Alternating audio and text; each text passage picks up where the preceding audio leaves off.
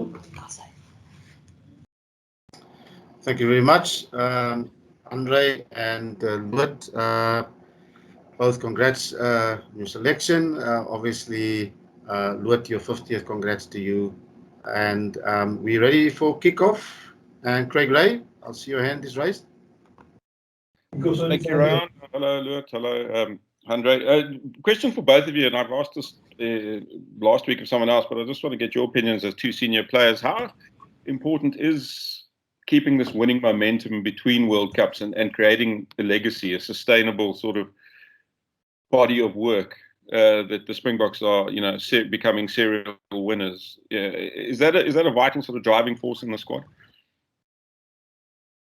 I'll take it away. I think it's obviously important. World Cups are massive, but in between, you still want to achieve things, and still there's a lot of there's 3 championships to be won, and a lot of stuff that goes on in between World Cups. And I think for us at the moment, definitely we want to keep that winning momentum, and at the same time build some squad depth and get some guys to get some experience and gain some experience before the next World Cup, because obviously that's a massive target for us, and that would be great if we can achieve winning a World Cup again.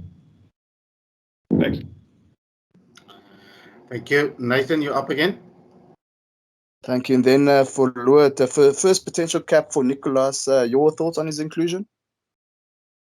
Yeah, I think it's great. I think he's played in France now for a couple of years at Montpellier. He's done very well there. He's one of the key players, and he runs the line out there as well. So I think he's been good training with us this last couple of weeks. He really works hard in training and off the field. His analysis of the lineouts and stuff. So I think it's a great opportunity for him, and I'm excited to see what he can do. Thank you, Lood. Kanyiso, you up again? Thanks, guys. Lood, question for you, man. Are you able to just talk us through your career and its highs and its lows? I mean, whenever you find some momentum, you get injured in tournaments, you get injured outside of tournaments. Just talk us through the highs and lows of your career, please. Yeah, I think I've been fortunate enough to be part of the real highs, and I've been unfortunate enough to be part of the real lows as well in South African rugby over the past few years. Yeah, obviously I had a few more injuries than the normal guy. But that's part of the journey. That's part of my journey. I believe everything happens for a reason, and you need to adapt and hopefully overcome those things and come back stronger. So for me, it was just always seeing that every injury, as bad as it is and as disappointed as you are when it happens, is part of your journey. And everything happens for a reason. Thank you, Lood. Justin Ford. Good afternoon, gentlemen. Lood, just for you, you team up with Marvin Orie on Saturday as a lock combination. Just your impressions of Marvin. The coach earlier mentioned that he played a big role during the Lion series, sort of emulating Mario Itoje and so forth. But just your impressions of Marvin and potentially what you can expect from him on Saturday. I think he's impressed me really with his work rate in training and how hard he trained on the other side, preparing us for the Lions. And the standards that he keeps in training is really high. He's an intelligent guy, understands the lineouts, he works hard, he knows his role, he understands what he needs to do. So I think he'll do a good job for us on Saturday, and I think he'll go well. Thank you, Lood and Justin. Right, Ken Boland, over to you.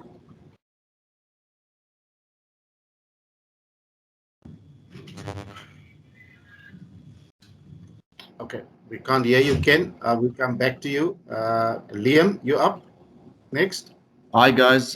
Question for Lood. Lood, can you please tell us how difficult or complicated is it to get fully match fit without actually playing matches? I mean, talk us through that process, please.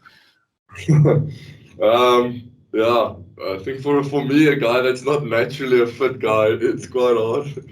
But you try your best in training and whatever you can do to be as fit as possible. But obviously, nothing comes close to the game intensity and what you need to do in a game.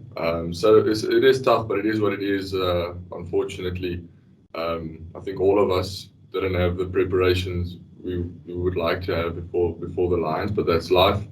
But yeah, I think I got COVID as well. Just when I was back from injury, got COVID, and then yeah, it was just what it is. But you need to accept that. Again, like I said earlier, I think it's part of life. It's part of your journey.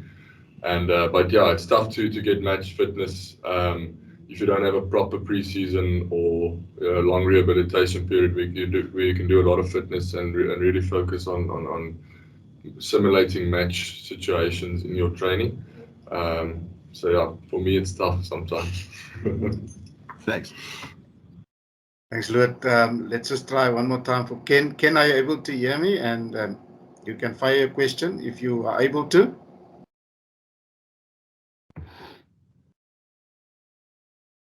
Okay. No. Right. Let's move on. Ganiso, you're up again. Thank you very much, Lood. Another one for you, man. I just one of my colleagues had mentioned the question about standards. How easy, difficult has it been for you to maintain South Africa's high standards at lock? And for you, Andre, I mean, there's been a lot of criticism, especially abroad, about the Springboks' method of attacking, the method of how they go forward when they play rugby. Do you feel that has been warranted? Yeah, I'll go first with the standards. Yeah, obviously, if you look at the history of Springbok rugby, it's always been the lock's always been one of the best positions, and there's some legends that's played in that jersey. And I think at the moment in the squad, there's guys who have done very well in that jersey, and there's great competition and good competition for places. So I think it's always a high standard, and every time you get selected, it's a massive honor. But it's also, it's a massive responsibility to go out there and perform and make sure you make that jersey proud and what it stands for. You make that, make it proud. How's it, guys? Just a question for Lood. Just your thoughts on the challenge that the Argentinians will pose in the lineouts. Nothing has been said about them and the threat that they will pose. Just your thoughts on that. Oh no, I think they've got exceptional lineout forwards. I think a guy like Guido Petty and Matera as well. I think they are very underrated in the lineout, and people don't give them the respect that they warrant there. I think they're a very, very good lineout contesting team.